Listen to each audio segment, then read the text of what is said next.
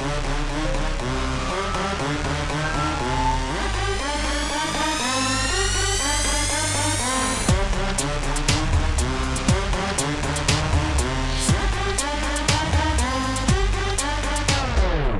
guys, here's a list of 10 things I wish I knew before going into engineering school. Practice exams and assignments are the best way to prepare for tests. In engineering, the professors usually make the test questions similar to assignment questions and old exam questions. I found that by redoing questions over and over, I would start to recognize patterns and similarities in the problems. The more problems I did, the easier it was to memorize the steps involved with the different kinds of problems. The key is to do as many problems as possible and to really drill the procedures for solving them into your head. It really helps if you can get old exams from an exam bank or from students who have taken the course before. GPA isn't everything, and extracurricular activities can compensate for a lower GPA.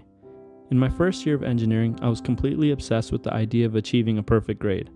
I tried so hard to get a 4.0 that I wasn't really doing anything outside of studying and going to the gym. In my second year of engineering, I let my GPA drop a bit and started to get more involved with volunteer activities and personal projects.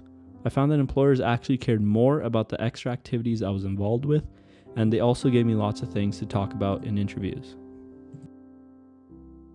Consistency is the key to reducing stress. In particular, I'm referring to sleeping and studying. It wasn't until my senior year that I fully realized the importance and power of having a consistent sleep and study schedule. I began to sleep at the same time each day and wake up at the same time each day. I also began to study at the same time each day for the same amount of hours. Eventually, my brain made these activities into a habit and I began to feel my stress lower drastically.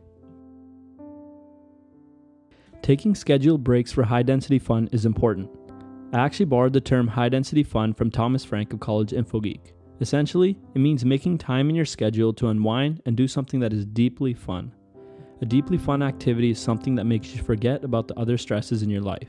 This is the opposite of low-density fun. Low-density fun is just superficial fun. It's either low-quality fun or pseudo-work type activities that make us feel like we're still being productive. An example of low-density fun would be surfing Facebook, reading productivity articles, or reading articles on BuzzFeed. Examples of high-density fun would be grabbing coffee with a friend, playing a new video game you've been wanting to play, or going out for dinner with a loved one. Don't believe someone when they say a semester or a course is easy. I've fallen for this trap a few times. Someone who's in the same program as me, but a year ahead of me, tells me that my next semester will be easier than my current one. I end up entering the course or semester underestimating it and not doing as well as I should have. The reality is, different people find different courses easier and harder. Some people get easier professors and some people get harder ones. In engineering, it's safer to assume that everything remains equally difficult and to never underestimate the difficulty of a course. Finals are a lot less stressful when you study early. This one's kind of common sense, but for lots of engineers, including myself, we forget this. We are so exhausted from our workload that when we finally get a few days where nothing is due, we decide to do nothing. It's much better to do small studying sessions instead of nothing to prepare for the exam that's coming in a week or two. This way, we don't have to sacrifice our sleeping schedules to prepare for exams. Going to a professor's office hours can save time on a difficult problem. Marking your professor's office hours on a calendar at the beginning of the semester can make your life a lot easier. If we start an assignment earlier, we can take the time to meet with our professors in their office when we encounter any problems. Before going to office hours, I used to struggle for hours on a problem until I realized there was just one simple concept that I wasn't understanding fully. If I went to my professor's office hours, I probably could have gotten help with the concept in 10 minutes or less. Time management is crucial in engineering school, so it's not worth wasting hours trying to figure out concepts that can be taught to you in minutes. However, you should have attempted the problem and have a few notes or questions prepared to ask your professor so they don't think you're just trying to get a free ride. Coffee is mostly unnecessary. In university, I developed a really bad caffeine addiction. At one point, I was drinking 2 to 3 large coffees a day. In my senior year, I started to sleep on a consistent schedule and found that I naturally have enough energy in the day to do all my work. I think we should listen to our bodies instead of suppressing the signals they send us, and when we're tired, we should just get some sleep. Drinking too much coffee will just mess with our natural rhythms and make us more stressed. Coffee is best used on days where we're not able to get enough sleep and need a quick fix. Finishing a degree a year or two later is not a big deal. Many engineering students are in a rush to complete their degrees in the shortest time possible. I'm not really sure what the motive is, but the truth is that employers really don't care if you complete your degree in 4 years or 5 years.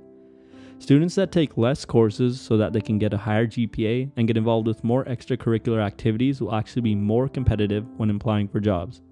Don't be worried about taking less courses unless, of course, the reasons are financial.